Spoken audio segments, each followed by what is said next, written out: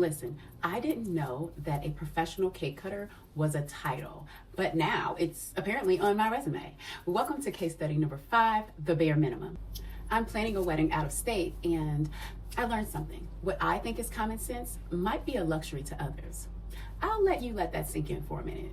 Okay, you're smart. You picked up what I was putting down. Now, the bride and her mom picked their caterer and they had a tasting, so everything is fine. I call the caterer, I get the proposal. Once I look over the proposal, I look at all the details and realize that there's a lot missing from this proposal. So I'm pretty thorough and I call the caterer again. I go over all the counts and let her know what we have. I send her the proposal for the rental so she can double check if it's enough plates, forks, everything that she needs. She confirms that it was enough and she was fine.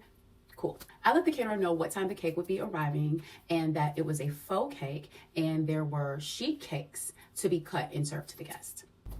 Let's fast forward to the wedding day. So as the guests are eating, everyone's having a great time, I noticed that the cake hasn't been served yet. And I go back to the caterer and I said, is there a delay on serving the cake? The caterer tells me, we don't cut cake. Who's gonna cut this cake? I'm taken aback, like, honey, who's gonna cut the cake? Because we discussed you cutting the cake. Child, I need a drink. She literally refused to cut the cake. I mean, what do? Put the knife to her neck? That's not gonna help. Now, I usually keep my composure and don't get mad at events, but honey, who do you think I am? I mean, honestly, what do you do? I'm not cutting a cake. Give me the goddamn knife.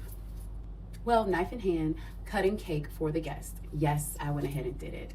Say what you want, leave it in the comments. As I'm cutting the cake, I hear her say, Kia Marie, you know better. You're from Chicago. You know you're supposed to hire a professional cake cutter.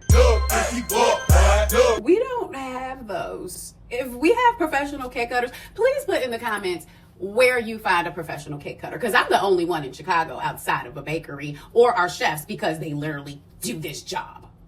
My reply, with my knife still in my hand, I am from Chicago and we do things with excellence. So if there's a fee and we charge for everything, it's on that proposal and we do it the right way.